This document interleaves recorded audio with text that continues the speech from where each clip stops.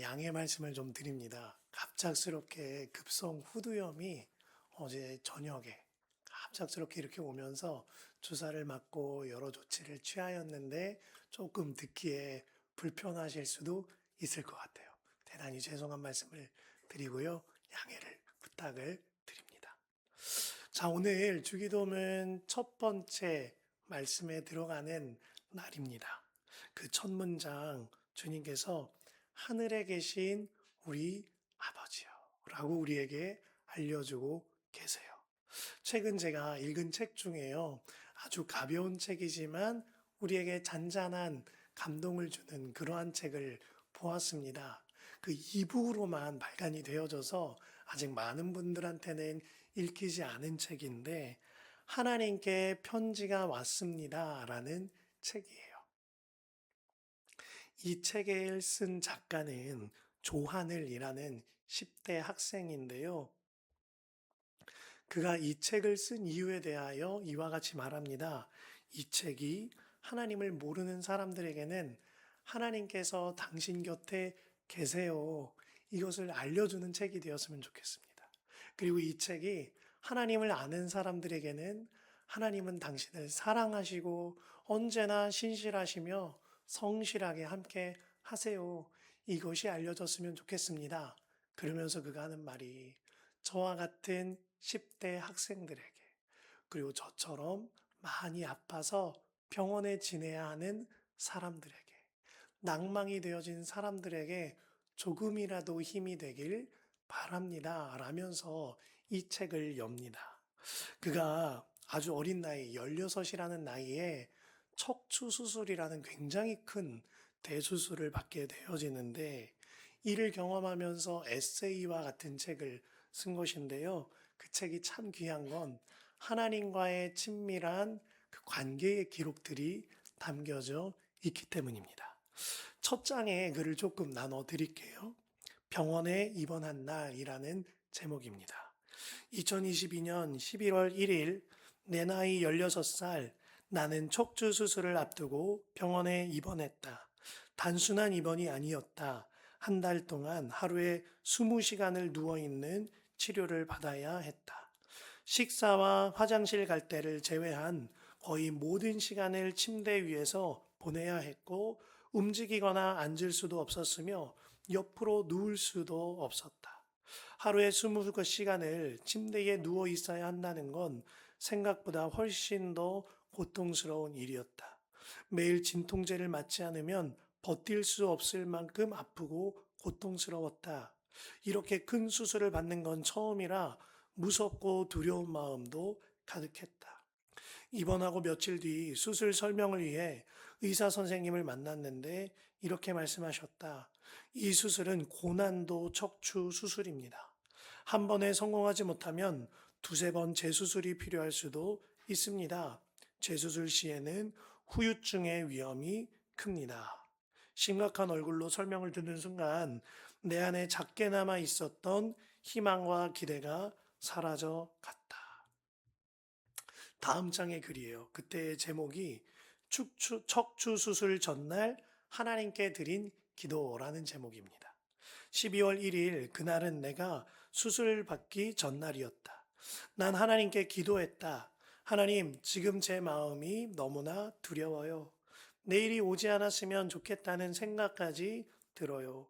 몸은 병원 생활에 익숙해졌지만 마음만은 여전히 그날 처음 입원하던 순간처럼 떨리고 있어요.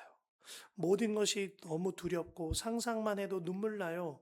하지만 하나님, 저는 믿고 있어요. 제가 두려움 속에 떨고 있을 때에도 주님은 제 손을 꼭 잡고 계시다는 것을요. 그러니 제 마음을 주님께 맡길게요.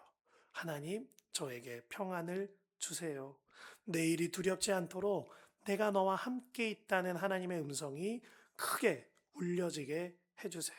그리고 하나님, 이 모든 시간을 이겨냈을 때 저의 이야기가 다른 누군가의 위로가 될 수 있도록 저를 사용해 주세요. 예수님의 이름으로 기도합니다. 아멘. 그리고 그가 하나님께 온 편지를 적어두었어요. 기도하면서 주님이 주신 마음을 받아쓰기 하듯 적어 둔 거죠. 이런 편지입니다. 하나님께서부터 온 편지예요. 사랑하는 내 딸아, 내가 너의 마음을 다 알고 있단다. 너의 두려움, 떨림, 그리고 너 그 속의 눈물까지도. 내가 하나도 놓치지 않고 보고 있어. 내가 너를 혼자 두지 않을 거란다. 내 손이 지금도 너의 손을 꼭 붙잡고 있단다. 너는 지금 두려움 속에 있지만 난 한순간도 너를 놓지 않고 지켜보고 있단다. 너의 내일도 미래도 모두 내 손 안에 있단다. 너는 내 품 안에 쉬기만 하면 된단다. 그러니 두려워하지 말아라. 내가 너와 함께 있으니 너의 마음에 평안을 줄 거야. 사랑하는 내 딸아, 너는 나의 기쁨이고 나의 보물이다. 오늘도 내일도 언제나 내가 너와 함께 있단다. 영원히 사랑한다. 내 딸아. 이런 편지글을 옮겨 두었어요.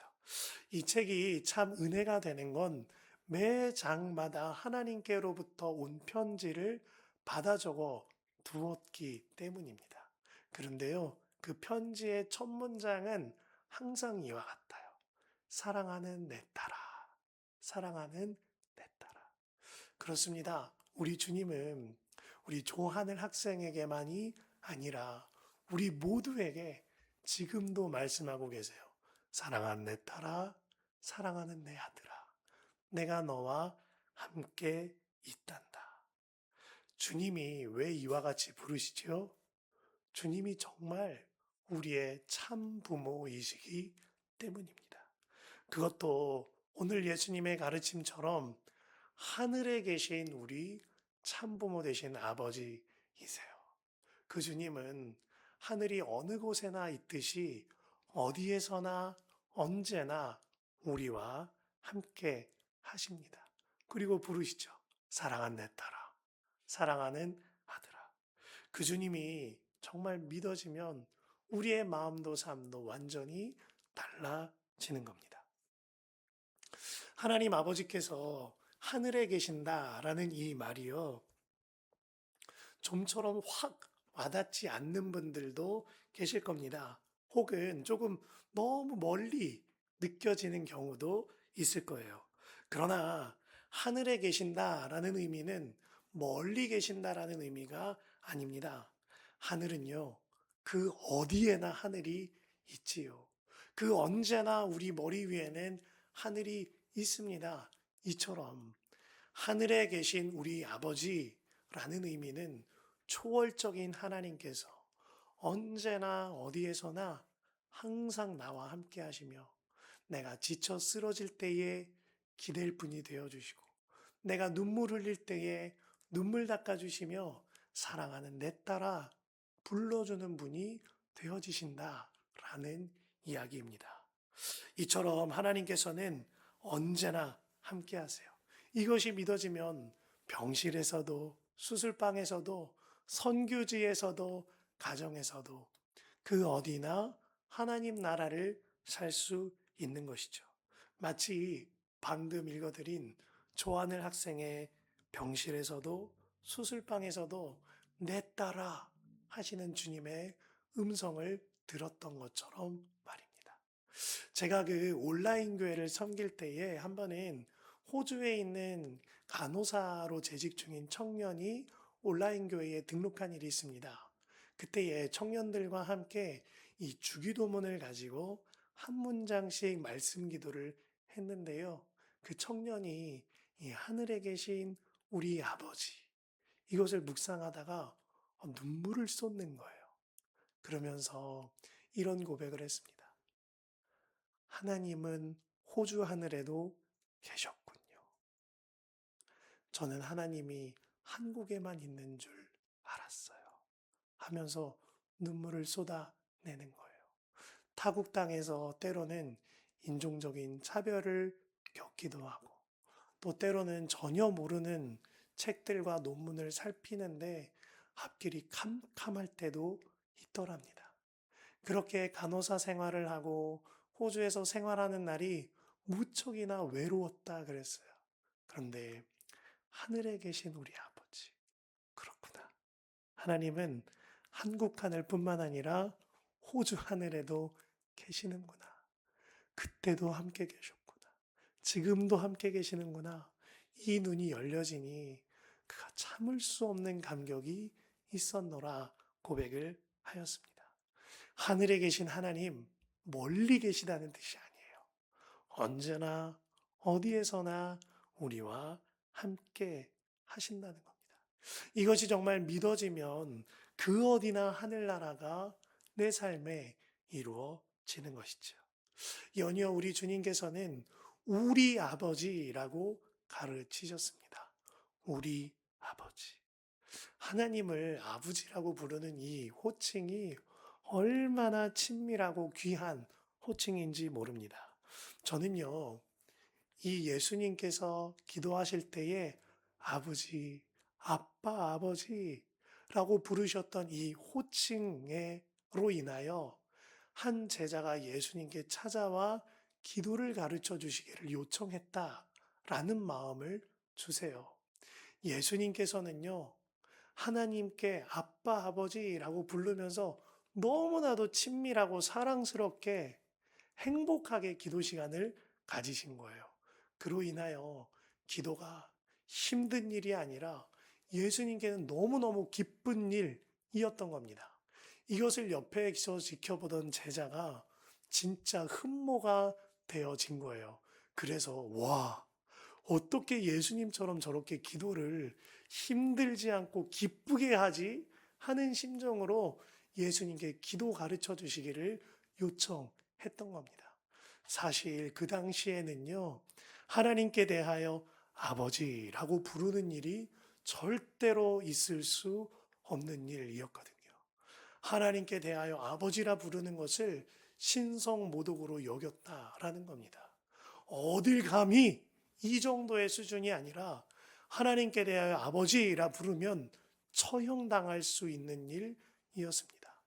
예수님께서 십자가에 달리신 죄목 중에 하나 또한 바리새인들과 서기관들이 예수님께서 하나님을 아버지라 부르심으로 말미암아 예수님께 신성모독의 죄를 씌워서 처형하고자 했던 겁니다.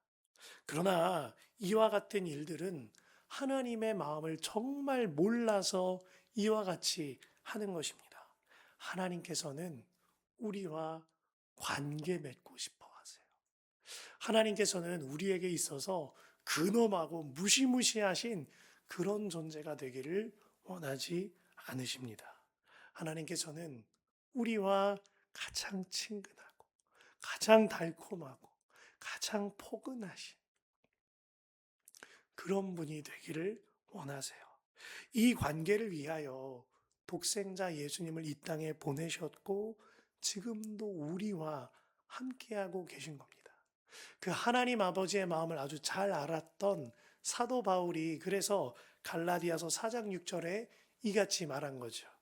너희가 아들인 고로 하나님이 아들의 영을 우리 마음 가운데 보내사 아바 아버지라 부르게 하셨느니라. 그 하나님이 아버지의 마음이 정말 깨달아지면 하나님 아버지라고 부르는 이 일이 내게 얼마나 귀하고 큰 은혜인지 감사하게 되어지는 겁니다. 하지만 하나님 아버지라는 이 호칭 자체가 부담이 되시는 경우도 있으실 겁니다. 누구나 이 땅에서 따뜻한 아버지의 육신의 아버지로부터 받은 경험이 있는 것은 아니기 때문입니다. 저마다의 사정이 있기에 하나님 아버지라는 이 고백이 때로는 마음에 부담이 되는 경우가 있지요. 그 지금은 소천하신 고 옥하는 목사님께서 설교하시면서 한 번은 자신께서 아버지께로부터 받은 상처를 나누신 일이 있습니다. 그가 말하기를 나는 아버지께로부터 참 많은 상처를 받은 사람 중에 한 명입니다. 라고 말씀하셨어요. 어릴 적부터 그 옥하는 목사님은 공부하기를 원하셨답니다.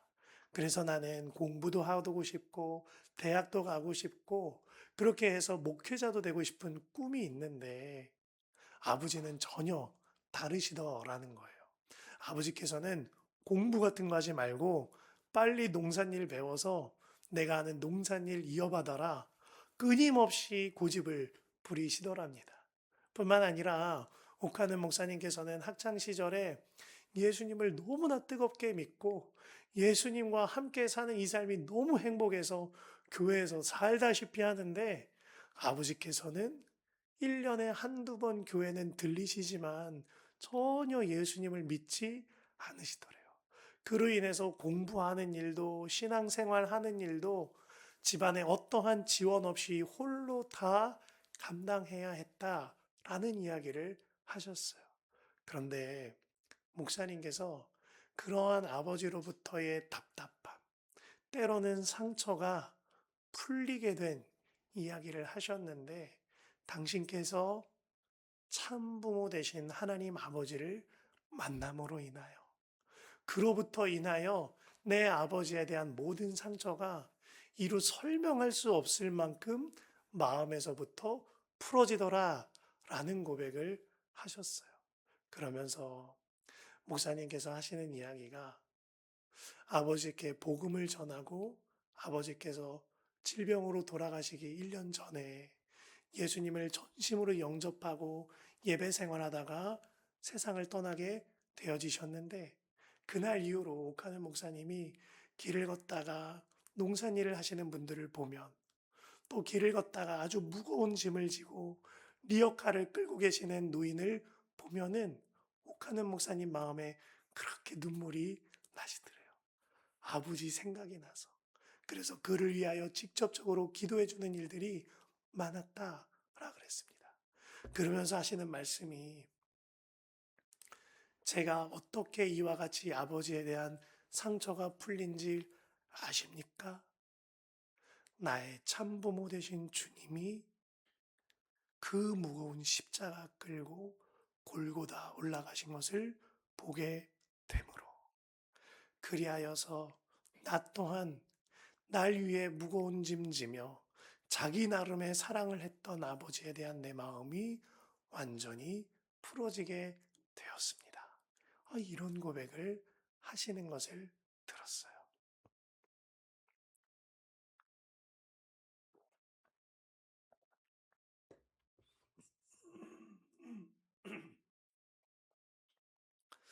저마다 이 아버지에 대한 호칭에 말 못할 사정이 있을 수 있습니다. 그러나 우리의 참부모 되신 하나님 아버지의 그 사랑이 깨달아지면, 믿어지면 내 마음도 눈 녹듯이 녹아지게 되는 것이죠. 예수님께서 우리 하나님 아버지가 어떤 분이신지 직접 설명해 주신 말씀이 있어요. 마태복음 6장 8절의 말씀입니다. 그러므로 그들을 본받지 말라. 구하기 전에 너희에게 있어야 할 것을 하나님 너희 아버지께서 아시느니라.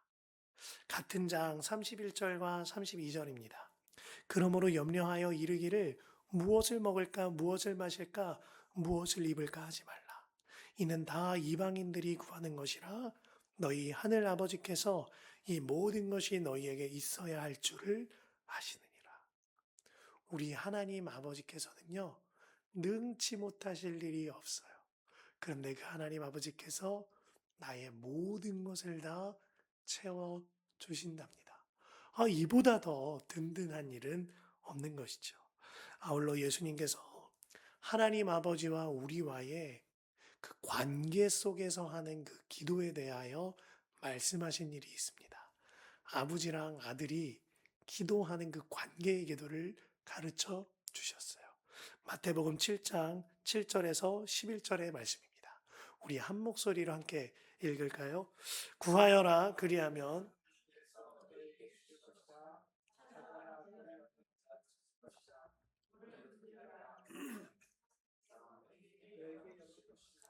구하는 사람마다 얻을 것이요 찾는 사람마다 찾을 것이요 문을 두드리는 사람에게 열어주실 것이다. 너희 가운데서 하늘이 빵을 달라고 하는데 돌을 줄 사람이 어디에 있으며 생선을 달라고 하는데 뱀을 줄 사람이 어디에 있느냐? 너희가 악해도 너희 자녀에게 좋은 것을 줄 알거든. 하물며 하늘에 계신 너희 아버지께서 구하는 사람에게 좋은 것을 주지 않겠느냐?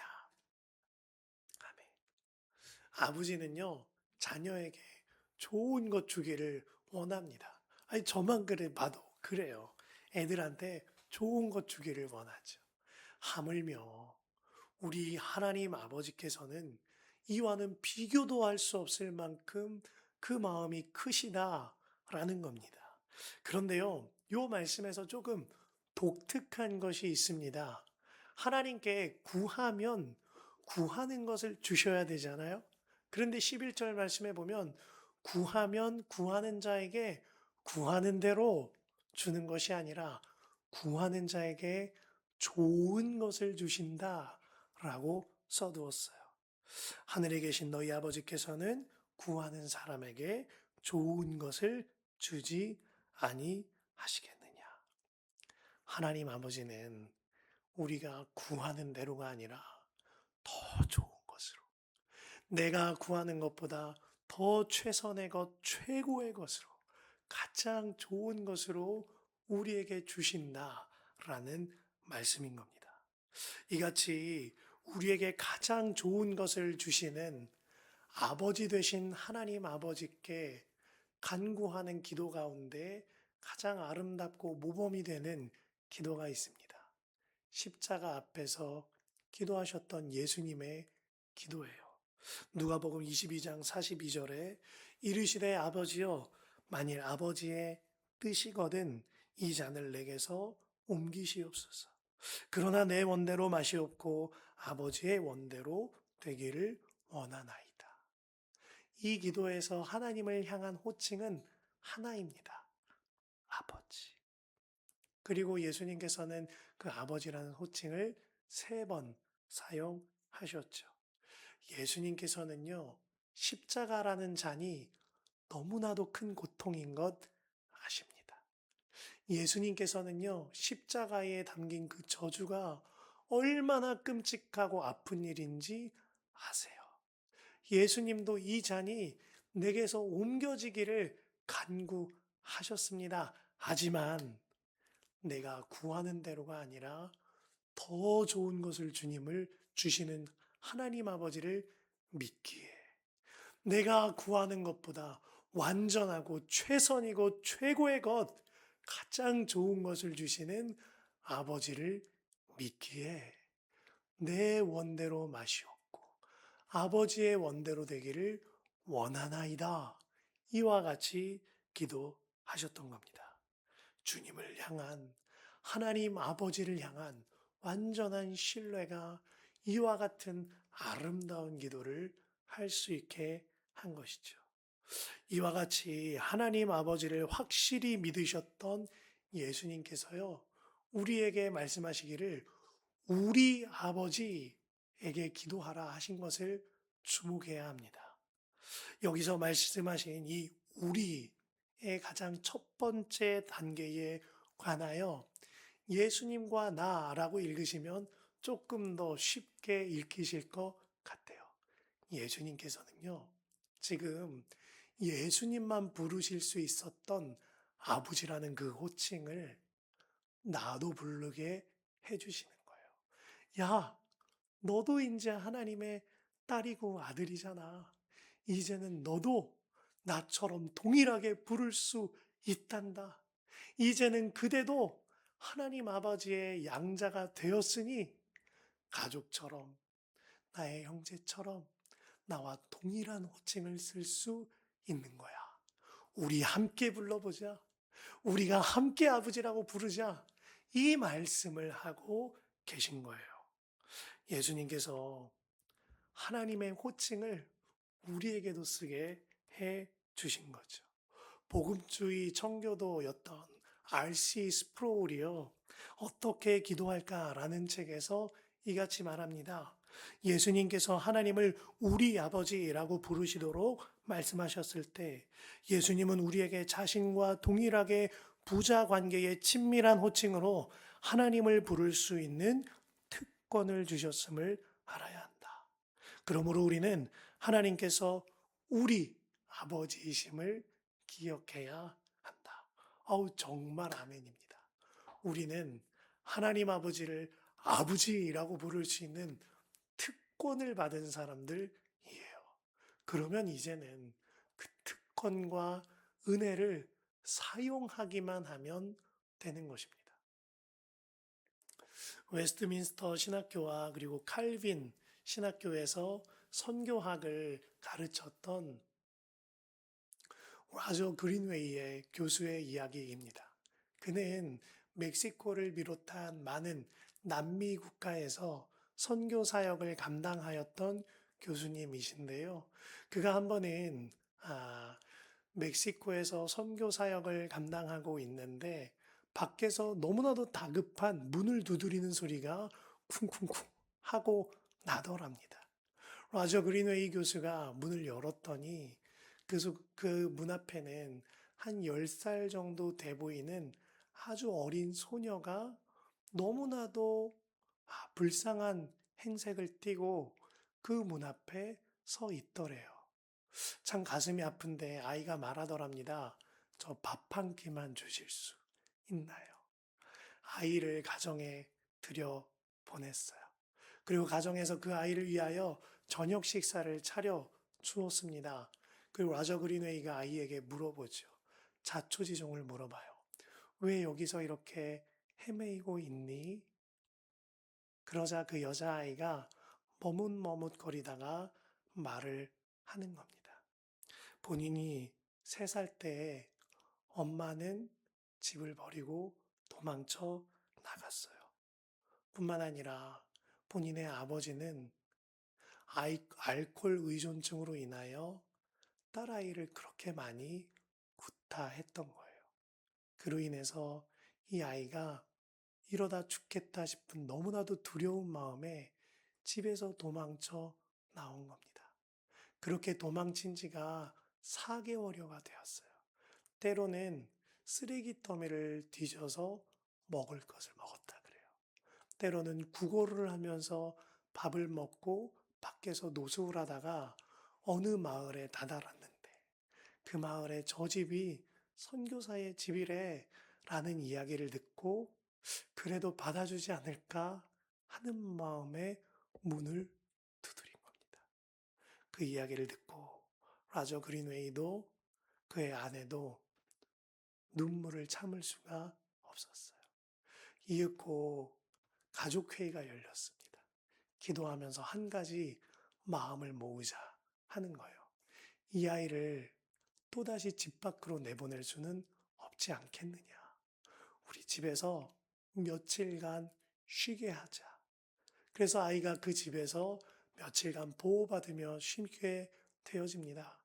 그리고 그 가족들이 기도하면서 한 가지 너무나도 소중한 마음을 모아요. 우리 이 아이를 입양하는 건 어떨까? 그리고 마음을 한 마음으로 모으게 해주셨고, 그리고 그 아이에게 정중하게 물어봅니다. 우리가 너를 입양하여 나의 딸을 삼고자 하는데 동의해 주겠니? 아이가 동의해요. 그리고 적법한 절차에 따라 그 아이를 입양하게 되어집니다. 입양하던 날 로저 그린웨이가 이제 딸이 된 그 아이에게 너무나도 신나게 말해줍니다. 딸아, 이제 넌 우리 딸이야. 이제 넌 우리 가족이야. 그러니까 필요한 거 있으면 언제든지 말해야 돼. 그러니까 여기 냉장고에 있는 거 다 꺼내 먹어도 되고 이 집에 있는 거 다 너 마음대로 해도 된단다 말을 해줘요. 그런데 이게 무슨 일이에요? 이 딸아이가 그날 이후로 한 번도 아빠가 된 로저 그린웨이에게 어떠한 요청을 하질 않는 거예요.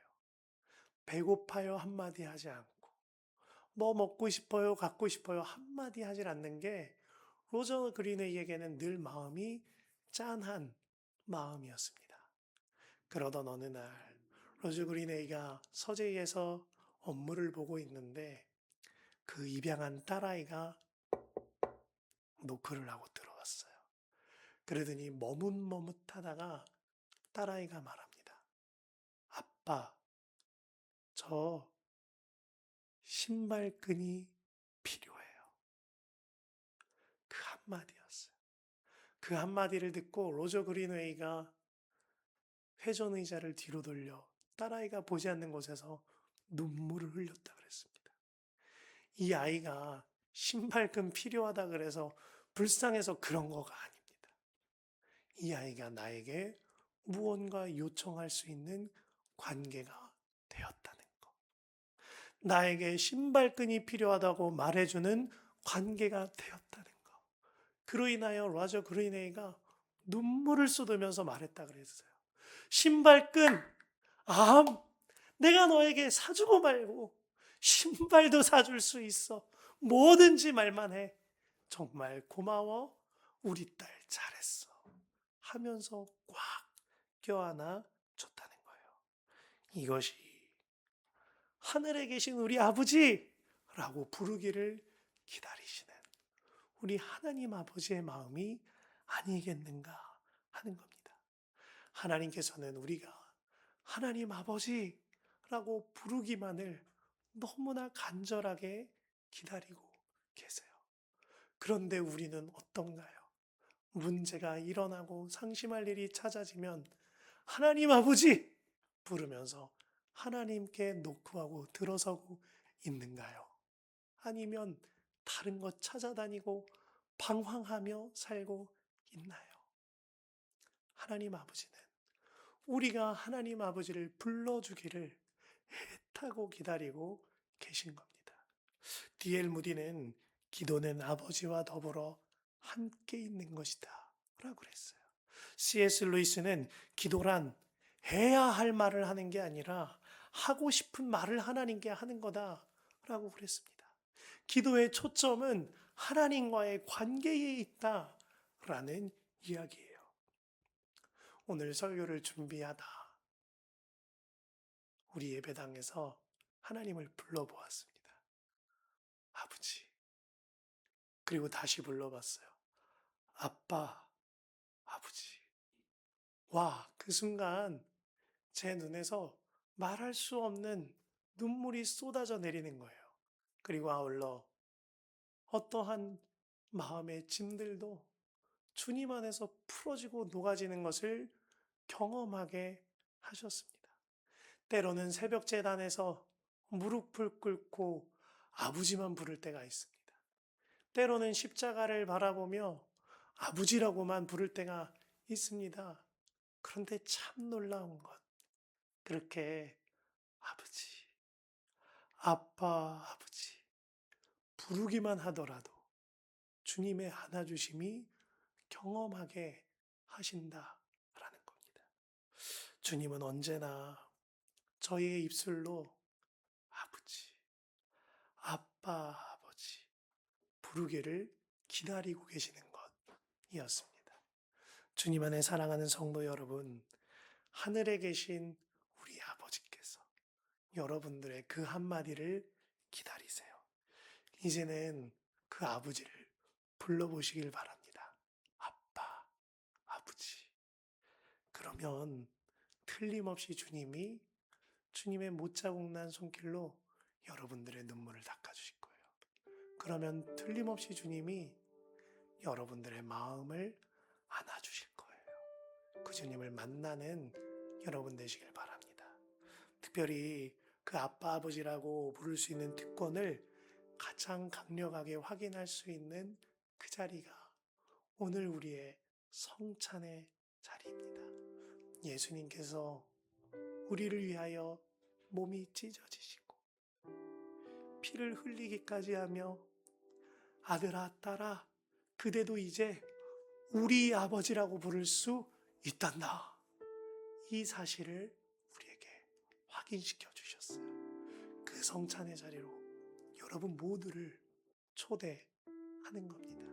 우리 이 시간 함께 기도하면서 성찬식을 준비하십시다. 하나님, 정말로 이제는 그 언제나 그 어디에나 나와 함께 하시는 우리 아버지, 그 아버지를 부르는 내가 되게 하여 주옵소서.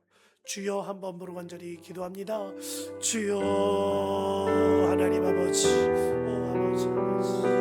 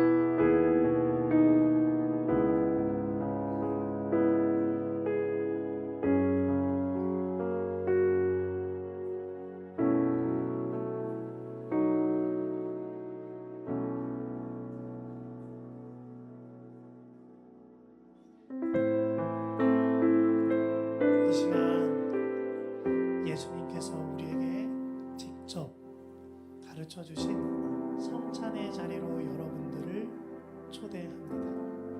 예수님께서 잡히시던 날 밤에 떡을 떼어 제자들에게 나눠주시며 말씀하셨어요. 이것은 나의 몸이다.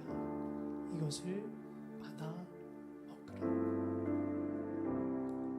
떡을 떼신 후에 예수님께서 잔을 들어 축복하시며 말씀하셨습니다. 이것은 나의 피, 곧 언약의 피니라. 이것을 그대들이 마시라. 그 예수님께서 오늘 우리 모든 성도 여러분들을 성찬의 자리로 초청하십니다. 떡을 떼고 피를 마실 때 예수님과 하나됨으로 하늘에 계신 우리 아버지라 부를 수 있는 특권을 누리게 되시기를 바랍니다.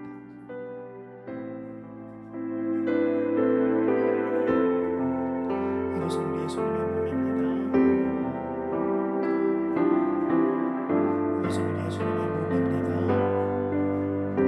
이것은 우리 예수님의 몸입니다. 이것은 우리 예수님의 몸입니다. 이것은 예수님의 몸입니다. 이것은 예수님의 몸입니다. 이것은 예수님의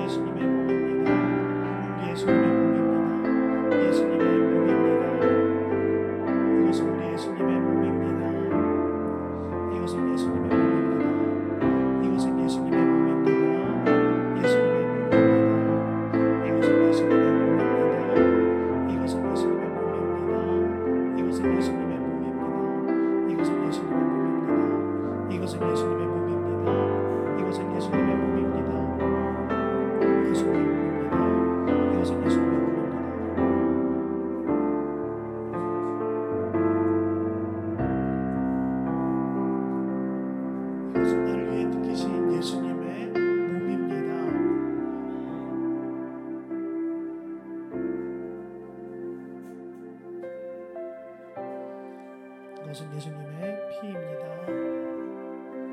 이것은 예수님의 피입니다. 이것은 예수님의 피입니다. 이것은 예수님의 피입니다. 이것은 예수님의 피입니다. 예수님의 피입니다. 이것은 예수님의 피입니다. 아멘. 이것은 예수님의 피입니다. 이것은 예수님의 피입니다.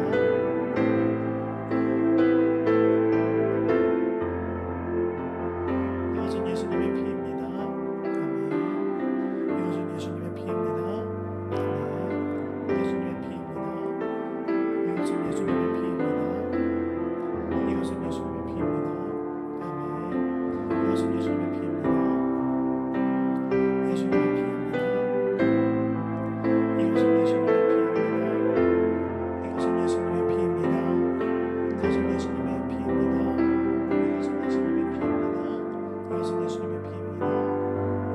예수님의 피입니다. 이것은 예수님의 피입니다. 이것은 예수님의 피입니다. 이것은 예수님의 피입니다.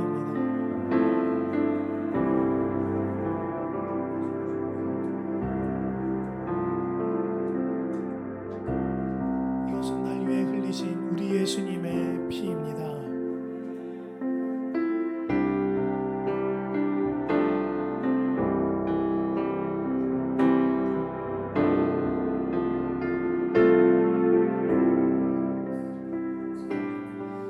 하나님 아버지, 우리가 주님의 몸과 피를 먹고 마시며 하늘에 계신 우리 아버지라고 부를 수 있는 특권을 얻었음을 다시 한번 체험하고 경험하며 믿음의 자리로 나아가게 하여 주셨습니다. 이제는 정말 예수님과 연합하여 나는 죽었고 예수로 살며 하늘에 계신 우리 아버지의 뜻대로 사는 우리의 삶과 마음이 되게 하여 주시옵소서. 감사하며 예수님의 이름으로 기도합니다. 아멘. 우리 모두 자리에 일어서서 하늘에 계신 우리 아버지 함께 찬양하겠습니다.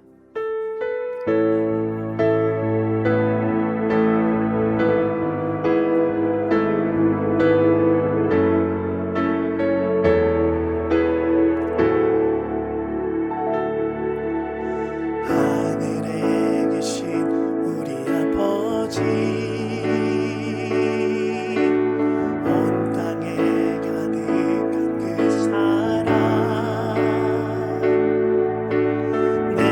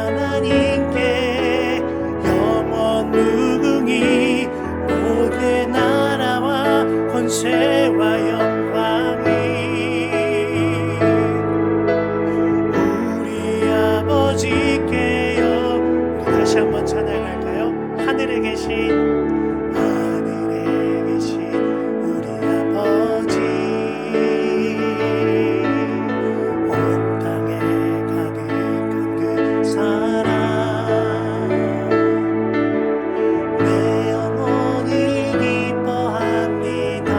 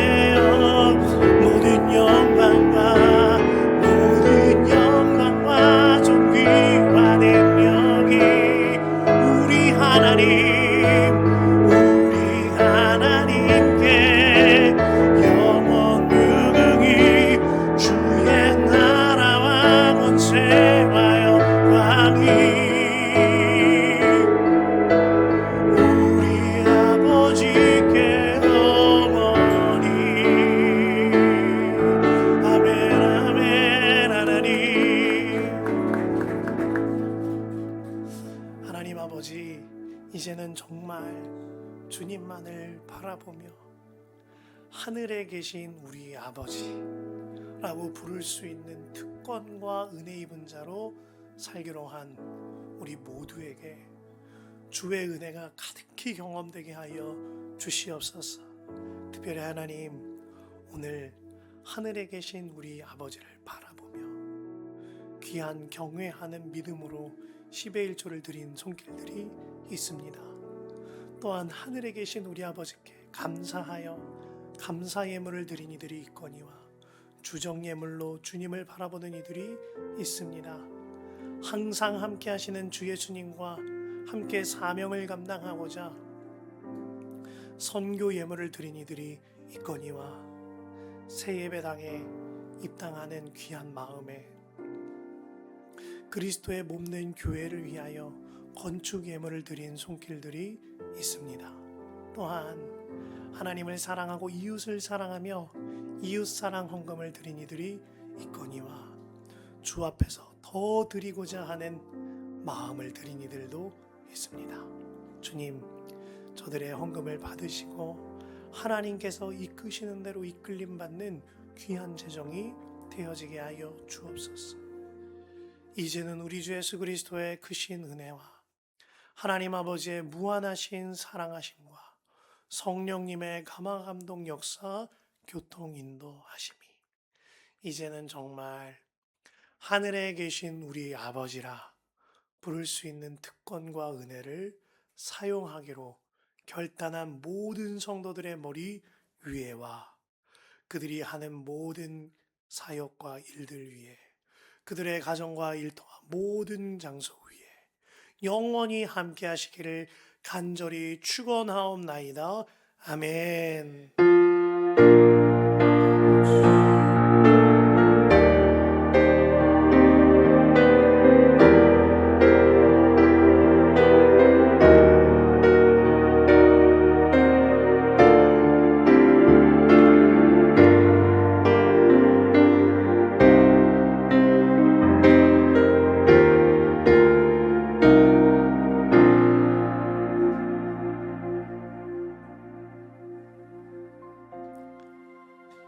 할렐루야, 우리 예배 마쳤습니다. 우리 교회는 예배가 마쳐지면 꼭 식사교제를 함께하는 교회입니다. 우리 식사교제까지 이어가시기를 바라겠습니다. 감사합니다.